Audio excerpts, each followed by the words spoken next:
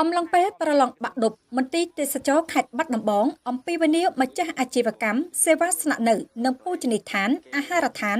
នៅក្នុងក្រុងបាត់ដំបងសូមកុំដំឡើងថ្លៃ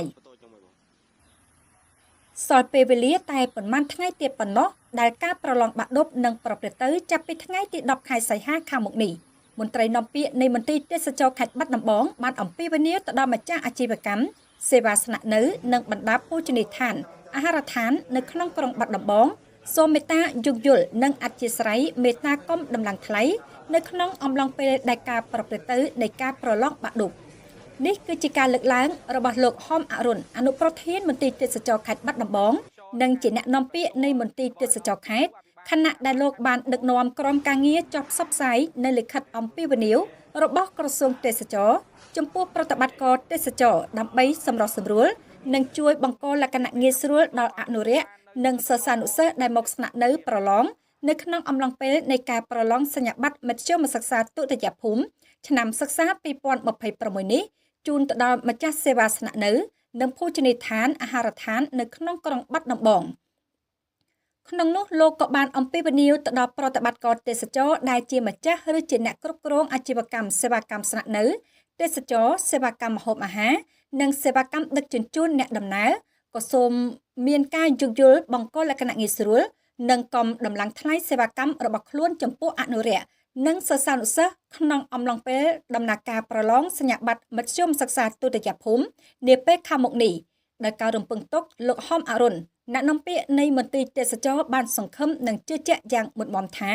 គ្រប់ប្រតិបត្តិការទេសចរដែលជាម្ចាស់ឬអ្នកគ្រប់គ្រងអាជីវកម្មសេវាកម្មទេសចរទាំងអស់នៅក្នុងខេត្តបាត់ដំបងនឹងមានការយោគយល់ក្នុងការចូលរួមសហការនិងអនុវត្តតបតាមការអំពាវនាវឲ្យបានល្អនិងប្រកបដោយការយោគយល់ខ្ពស់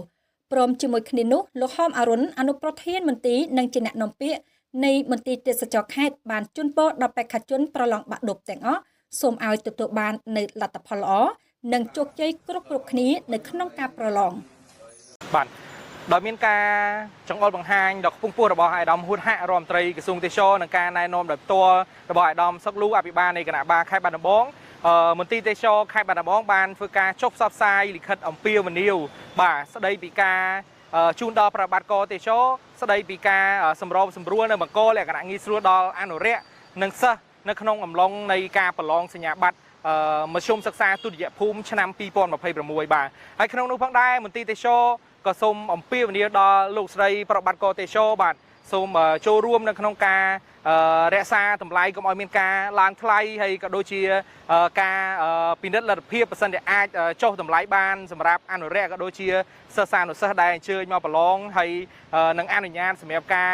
ផ្ដល់កន្លែងស្នាក់នៅឲ្យគាត់អាចស្នាក់នៅជុំគ្នាបានព្រោះសិស្សសានុសិស្សភាគច្រើនគឺពួកគាត់មកពីតំបន់តាមស្រុកឆ្ងាយអញ្ចឹងជាឱកាសមួយសម្រាប់ការចូលរួមហើយក៏ជាផ្នែកមួយនៅក្នុងការលើកកម្ពស់ដល់ធនធានមនុស្សនិងមូលធននៅក្នុងប្រទេសកម្ពុជាយើងសម្រាប់ថ្ងៃអនាគតផងដែរបាទទន្ទឹមនឹងនេះដែរមន្ទីរទេសចរខេត្តបាត់ដំបងមានការជឿជាក់ថាលោកស្រីប្រតិបត្តិការទេសចរនឹងចូលរួមបាទនៅក្នុងការជួយសម្របសម្រួលទៅដល់សិស្សានុសិស្សក៏ដូចជាអនុរិយដែលអញ្ជើញមកប្រឡងឲ្យបានគ្រប់គ្នាបាទហើយជាលើកក្នុងឱកាសនេះក៏សូមជូនពរដល់សិស្សានុសិស្សទាំងអស់ដែលនឹងចូលរួមក្នុងការប្រឡងសញ្ញាបត្រមធ្យមសិក្សាទុតិយភូមិនេះពេលខាងមុខនេះសូមឲ្យទទួលបាននៅលទ្ធផលល្អនិងជោគជ័យគ្រប់គ្នាបាទសូមបញ្ជាក់ថាពេលវេលានៃការប្រឡងបាក់ឌុបឆ្នាំនេះកាន់តែខិតចូលមកដល់ហើយនៅក្នុងនោះក្រសួងអប់រំយុវជននិងកីឡាបានកំណត់រៀបចំនៃការប្រឡងសញ្ញាបត្រមធ្យមសិក្សាទុតិយភូមិរយៈពេល2ថ្ងៃចាប់ពីថ្ងៃទី10ដល់ថ្ងៃទី11ខែសីហាឆ្នាំ2026ហើយអនុរិយនិងសិស្សានុសិស្សចាំបាច់ត្រូវធ្វើដំណើរមកកាន់ទីរួមខេត្តដែលនៅឆ្ងាយពីទីលំនៅបច្ចុប្បន្នដើម្បីត្រូវចូលរួមនៅក្នុងការប្រឡងដូចនេះក្នុងនាមមន្ទីរទេសចរខេត្តបាត់ដំបងក៏បានអំពាវនាវដល់ប្រតិបត្តិការទេសចរដែលជាម្ចាស់ឬអ្នកគ្រប់គ្រងអាជីវកម្មសេវាកម្មទេសចរទាំងអស់និងជាពិសេសអាជីវកម្មសេវាកម្មស្នាក់នៅទេសចរ